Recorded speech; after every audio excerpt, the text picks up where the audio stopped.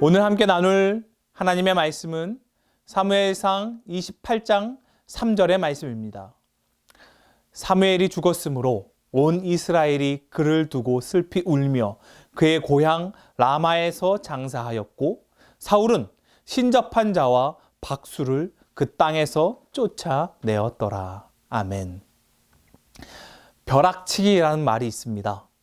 시험 기간에 평상시에는 공부를 안 하던 사람이 그 시험이 눈앞에 닥쳤을 때 부랴부랴 공부를 하는 모습입니다. 밤을 새면서 다급한 마음에 안 하던 공부를 몰아서 하는 것이죠. 이것을 벼락치기라고 합니다. 저도 벼락치기를 했던 경험이 꽤 있습니다. 초등학교 때나 중학교 때는 이게 좀 통했던 것 같아요. 그런데 고등학교를 넘어가면서는 벼락치기가 더 통하지 않더라고요. 시험 전날 밤을 샌다고 해서 시험을 잘 보거나 좋은 결과를 내는 경우가 드물어졌습니다. 결국 깊은 공부는 평상시에 차근차근 쌓아 올려야 하는 것이지 하루아침에 이룰 수 없는 것 같습니다.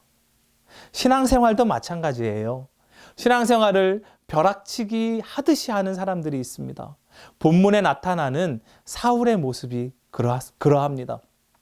본문은 사무엘 선지자가 죽은 이후의 상황을 그리고 있습니다. 모든 이스라엘의 백성들이 슬퍼하고 있을 때 사울은 신접한 자와 박수를 그 땅에서 쫓아냈다고 기록하고 있습니다. 그 일만 놓고 보면 분명 너무나 잘한 일입니다. 그런데 사울이 평상시에도 그런 사람이었냐? 그게 아니라는 겁니다.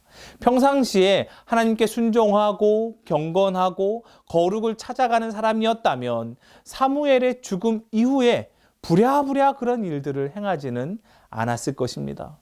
사울은 사무엘이라는 영적 거장이 죽자 정신이 번쩍 들었습니다. 갑자기 불안해졌고 하나님 앞에 무언가 해야 할 것 같은 생각이 드는 것입니다. 그래서 벼락치기 하듯이 급하게 신접하는 자와 박수를 쫓아내는 그 모습을 보이고 있습니다. 물론 벼락치기라도 하는 게 아무것도 안 하는 것보다 훨씬 낫겠죠. 하지만 벼락치기에는 치명적인 약점이 있습니다. 그것은 바로 지속성이 떨어진다는 것입니다. 사울을 보세요. 본문 후반을 보면요. 위기의 순간에는 부랴부랴 하나님 앞에서 좋은 일을 하려고 나섰지만 또 다른 위기가 닥치니까 어떻습니까?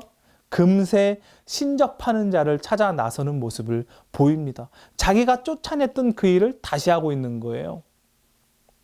우리 역시 그렇지 않습니까?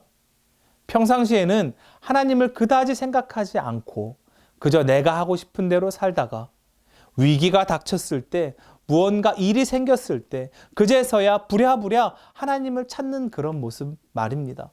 물론 그렇게라도 하나님을 찾으면 하나님은 응답해 주시겠지요. 하지만 하나님께서 더 기뻐하시는 삶의 모습이 있습니다. 그것은 묵묵히 꾸준히 내 삶의 자리에서 어떻게 하면 하나님을 기뻐하게 하실 수 있을까? 어떻게 하면 하나님이 기뻐하시는 모습을 살아낼 수 있을까? 어떻게 하면 조금이라도 예수님을 닮아갈 수 있을까? 고민하고 실천하는 모습입니다. 사랑하는 여러분, 벼락치기가 될 때도 있지만 통하지 않을 때가 더 많습니다. 깊은 영역에 들어갈수록 더욱 그렇습니다. 오히려 조금씩 꾸준히 쌓아 올리는 모습이 필요하죠. 매일매일 조금씩. 당장 뭔가 보이지 않는 것 같다 하더라도 하나님을 가까이 하며 예수님의 말씀을 실천해 나가는 모습이 정말로 큰 열매로 나타나는 것입니다. 여러분 혹시 콩나물 키워보신 적 있습니까? 매일매일 물을 부어도요, 그 물 다 빠져나가는 것 같습니다. 매일매일 이렇게 물 붓는 게 무슨 소용이 있나 생각할 수도 있습니다. 하지만 놀랍게도 매일매일 붓는 그 물이 콩나물을 자라게 하는 것을 보게 됩니다. 우리가 하나님 앞에 취해야 할 태도도 그렇습니다. 매일매일 하나님을 가까이 하는 것이죠. 매일매일 예수님의 말씀을 실천하려 애써 보는 것입니다. 당장 뭔가 이루어지지 않는 것 같다 할지라도 그러한 모습이 하나님의 열매를 맺는 모습이 될 줄 믿습니다.